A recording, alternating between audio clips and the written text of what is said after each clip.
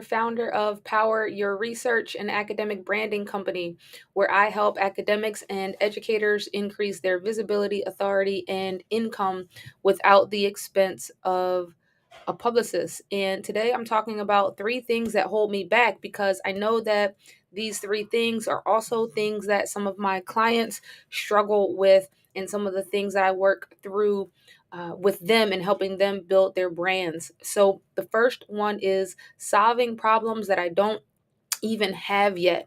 A lot of times when we have goals, whether it's to increase our income or sell our thing or just get more followers, we start to think about the roadmap in our head in uh, in terms of the steps we're going to take to get that thing.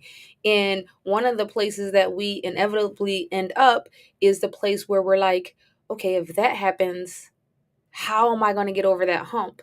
And it is when you get there that you need to take a step back and realize you're trying to solve a problem in your head that you do not have. So early on in building the Power Your Research program, one of my fears was, what if I have so many people in the program that I can't handle all of the clients that I'm getting? Well, this was early on when I didn't even put the program out yet. And so that was actually a roadblock, a thing that was scaring me from actually getting started. And so the first thing that I want to remind you of is not solving problems that you don't already have yet, because that can be holding you back. The second thing that tends to hold me back sometimes is not taking action. So we can get real caught up in watching tons and tons and tons of YouTube videos and reading self-help books, whether you read them or listen to the audiobooks.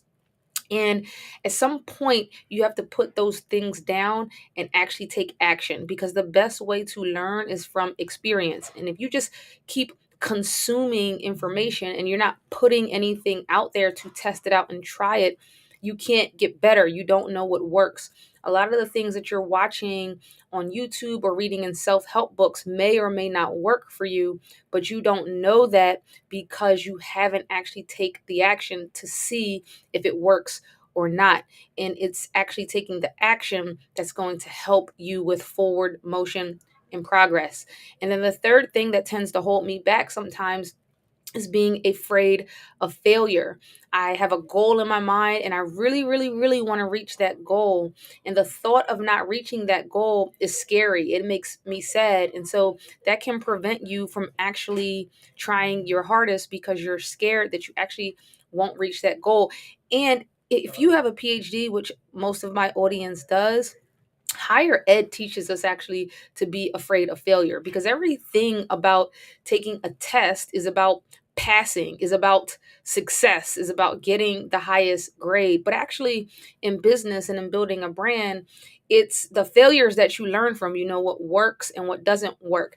When your business is struggling or you're not making the sales that you used to make, when finances are tight, you notice you get real creative in the things that you think about in terms of solving that problem. When everything's going well, you're not as creative because you don't have any problems to solve. And so sometimes you stumble on your best things when you fail, because you learn from it and then you try new things to figure out what's going to work in the future.